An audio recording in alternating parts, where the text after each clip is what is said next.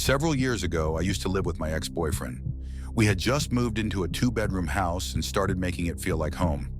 We turned the back bedroom into an office since the house had only one bathroom, and you could only get to it by going through that bedroom. We often had friends crashing on our sofa, and we didn't like the idea of them needing to walk into our bedroom to get to the bathroom at night. It felt awkward and a bit too personal. So we'd been living in the house for about a month when this incident happened. My ex was out with his work friends, leaving me home alone for the evening. The house was quiet, and I was settling in for a typical night by myself. I spent the early evening watching TV and eating takeout. Occasionally, I heard odd sounds, such as creaks and bumps. But whenever I tried to focus on them to figure out what they were, the sounds would stop. As it got later, I decided to go upstairs to use the computer for a bit before going to bed. At the time, our phone line still wasn't set up, and I was using a pay-as-you-go phone that had run out of credit, so I couldn't call anyone or get in touch with anyone while I was alone in the house that night. I was sitting in the back bedroom with only a small table lamp on that cast a faint glow, making the room quite dim. I was focused on typing away on my laptop when I suddenly heard those strange noises again. At first, I heard a faint rattling noise that was so soft I had to really concentrate to tell if I was hearing it for real or if it was just my imagination. So I turned off my music to listen more carefully and tried to figure out what it was. Then I went into our bedroom and looked out the front door, but there was no one outside. I then went back to the back bedroom and peered out the window, but the view was too dark to see anything clearly. We had a small yard with a high brick wall and a solid wooden gate, and there was no light back there. From what little I could see, there was nothing outside. I sat back down and turned the music on again. About 10 minutes later, I heard a creepy screeching sound, like metal rubbing on metal.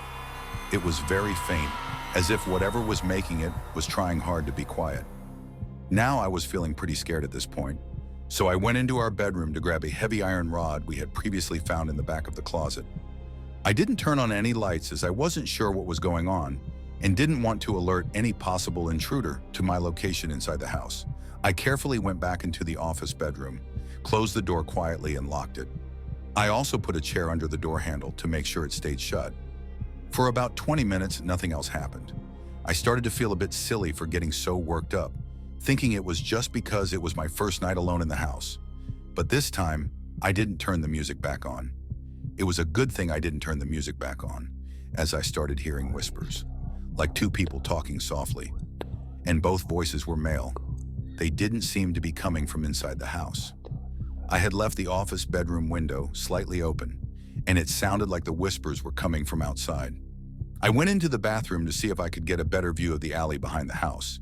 The office bedroom and the bathroom made an L shape around the yard, with the bathroom sticking out farther. I climbed up onto the ledge and carefully opened the bathroom window to try and see into the alley. I couldn't see anything, but the whispering grew louder and seemed to be coming from right behind my gate.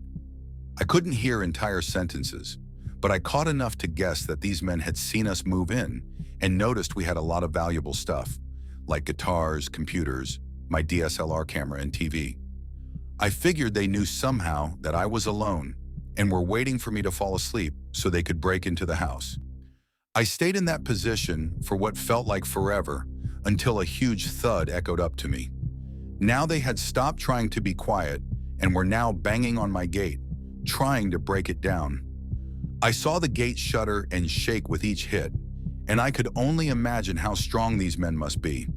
Now I'm a small female, and I was terrified watching my gate struggle under the pressure. I sat there holding the iron rod, trying to think of a place where I could hide from them. Suddenly, a bright light blinded me. I panicked and hid, thinking they were shining a flashlight at the back of the house. But then I heard barking and shouting. When I looked out again, I saw that the house across the alley from us had turned on a floodlight. I heard grumbling and cursing, and then I heard two sets of footsteps running down the alley. I stayed locked in that back bedroom until my ex-boyfriend came stumbling in around 4 a.m. I didn't sleep at all that night, and when I went into the yard in the morning, I saw that my gate was hanging by just one hinge, making it easy to get through from the alley. When I looked at the back of the gate, I saw that the keyhole was scratched up, as if someone had tried to force it open. If the house across the alley hadn't turned on their light, I shuddered to think what might have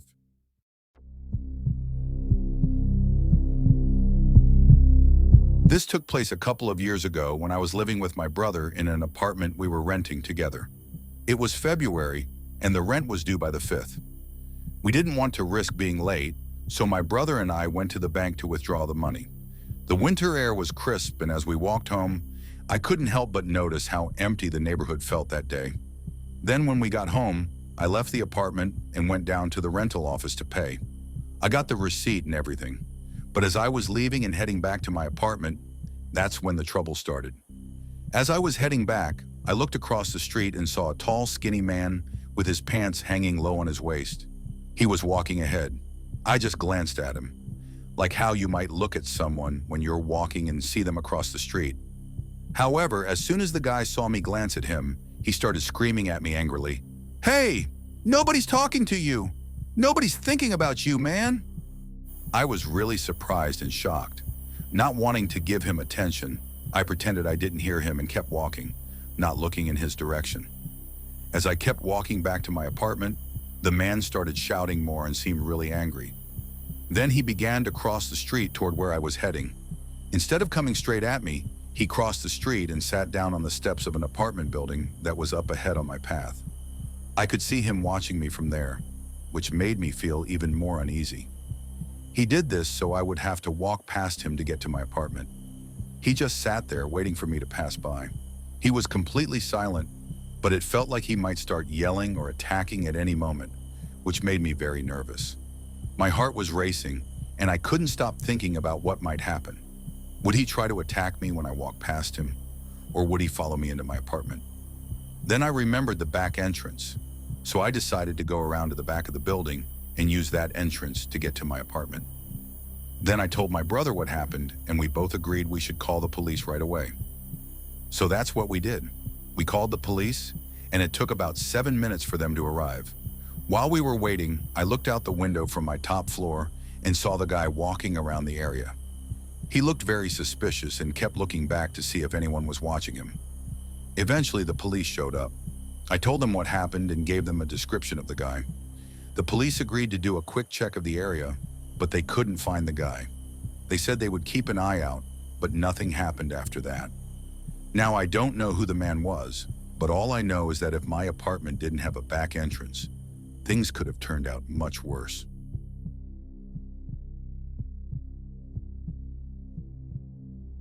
This weird incident took place last year when my friend and I had just started working on our film project, and we were looking for places to shoot the film. So we drove to a swinging bridge about an hour away from our hometown. It was a typical old bridge, not very stable, about 400 feet long and 60 feet above the water. This bridge was only for walking, no running or biking allowed. It was next to another bridge meant for cars. My friend and I took a few pictures of the bridge before we walked to the other side, where there were train tracks in a neighborhood. About halfway across the bridge, we heard shouting coming from the car bridge. We looked over and saw a woman standing there, waving her arms as if she was trying to get our attention. She called out a name, but neither of those names was ours. So we told her, "We're not them," thinking that would be the end of it. But the woman didn't move or respond. She just kept staring at us, looking more and more concerned. We tried to ignore it, but then the woman started running full speed across the bridge in the same direction we were going. It was strange, but we just laughed and kept going. When we reached the other side of the bridge, we started filming near the train tracks. I know it's unsafe, but it was a usual crossing point for the bridge trail. While we were filming a scene, I heard a familiar voice yelling from behind me. It was the same woman, shouting the same thing. She was standing on top of a hill in the neighborhood across the tracks. Again, we yelled back that we didn't know her and weren't who she thought we were. But this time, the woman started running towards us. Now we were scared because we didn't understand why she needed to get to us so badly. My friend and I quickly grabbed our stuff and headed back to the swinging bridge. Even though we knew we weren't supposed to run, we walked as fast as we could, making the bridge sway. It felt like our instinct to either fight or run was taking over. By the time we were halfway across the bridge, the woman had caught up to the start of it. She was still yelling, but now her voice was angry. I turned around to see how far away she was, and I saw she had stopped at the start of the bridge. I also noticed she was holding something behind her back. Even though she had stopped running after us, We kept running across the bridge. When we reached the other side, we looked back and saw the woman still standing there, messing with something in her hands. My friend pulled out her phone and started recording her. As soon as the woman saw this, she turned around and walked away. We never found out why she chased us or what she was holding in her hand. Sometimes I wonder if she needed help. It's strange that even after we told her several times we weren't the people she was looking for, she still followed.